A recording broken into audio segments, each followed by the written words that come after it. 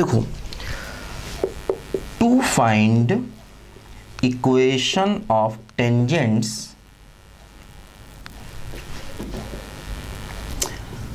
For conic section. देखो ध्यान दो,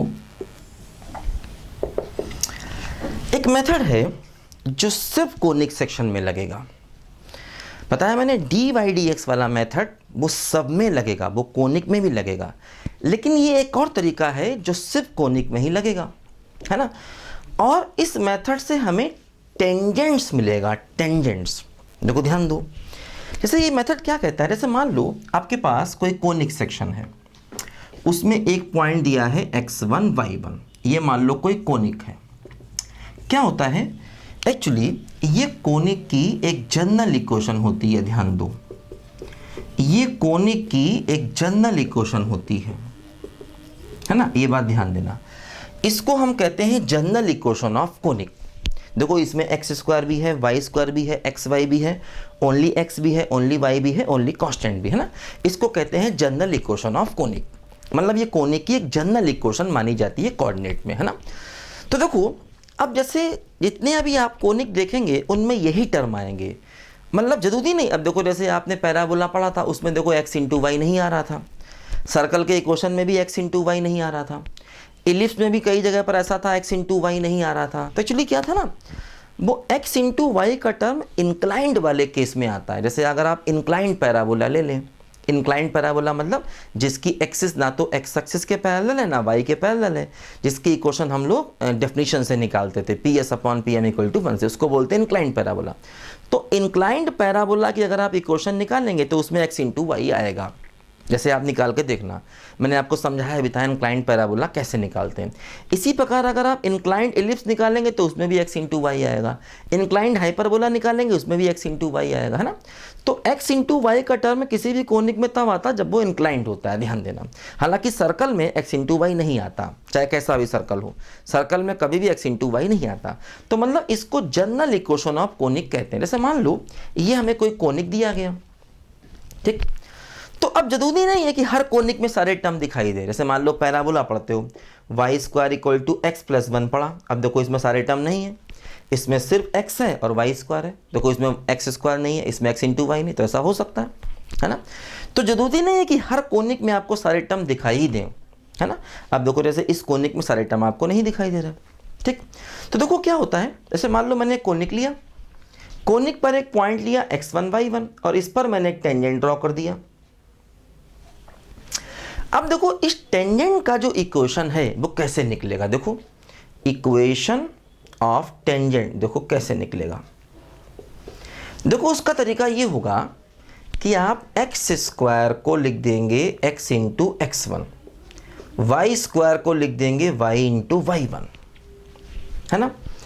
2x को लिख देंगे x प्लस x1 और 2y को लिख देंगे y प्लस y1 और 2xy को लिख देंगे xy1 प्लस yx1, है ना। तो अगर आप ऐसा कर देंगे तो आपको टेंजेंट का इक्वेशन मिल जाएगा। लेकिन ये मेथड बताया मैंने आपको सिर्फ कोनिक में ही लगेगा, सिर्फ कोनिक में, है ना। और इससे आपको सिर्फ टेंजेंट मिलेगा। नॉर्मल निकालना है तो फिर वही प्रोसेस लगाना पड़ेगा कि भाई एक लाइन दी है, उसके परपेंडिकुलर लाइन की इक्वेशन चाहिए, जो प्रोसेस हमने स्ट्रेट लाइन में पढ़ा था, है ना। तो इससे आपको सिर्फ टेंजेंट मिलेगा इस प्रोसेस से, है ना। ये प्रोसेस कैसे आई, ये प्रोसेस भी कैलकुलस से ही आई है। जैसे अगर आप इसको डी बाई डी एक्स निकाल के करें और वही मेथड लगाएं तो यही आ जाएगा।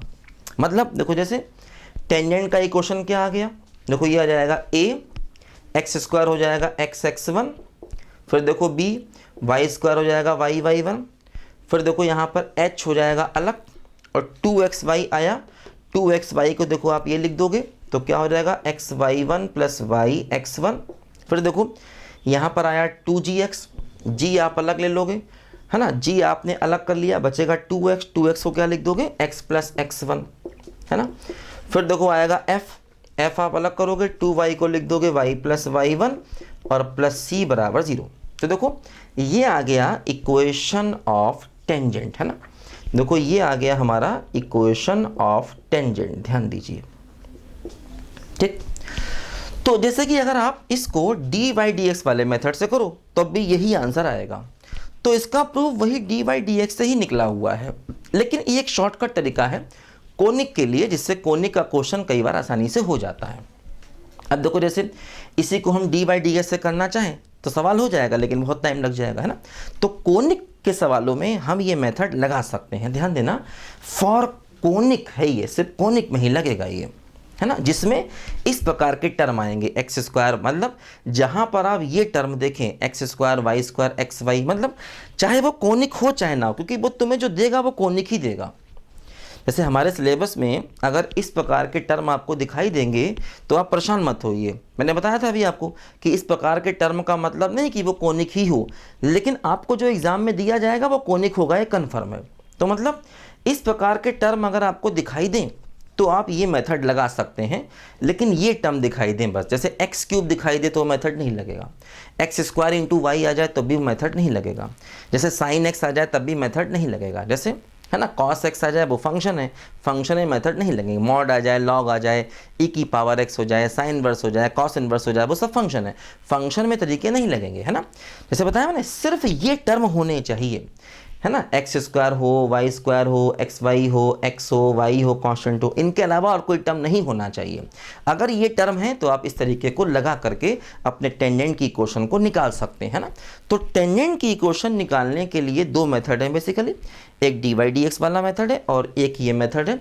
तो और इसमें कोई ज़्यादा बहुत फार्मूले नहीं हैं, क्योंकि ये अपना अलग से कॉन्सेप्ट नहीं लेके आता, कॉन्सेप्ट वही पुराने रहते हैं, बस ये दो नए फार्मूले हैं, इनका यूज़ करके टेंजेंट नॉर्मल निकलेगा। बाकी वही स्ट्रेट लाइन, वही पैराबोला, वही सर्कल, वही इलिप्स, वही हाइपरबोला, वो सब वही इनइक्वालिटी, वही सब कॉन्सेप्ट हमारे यहाँ पर यूज़ होते चले जाएंगे, है ना।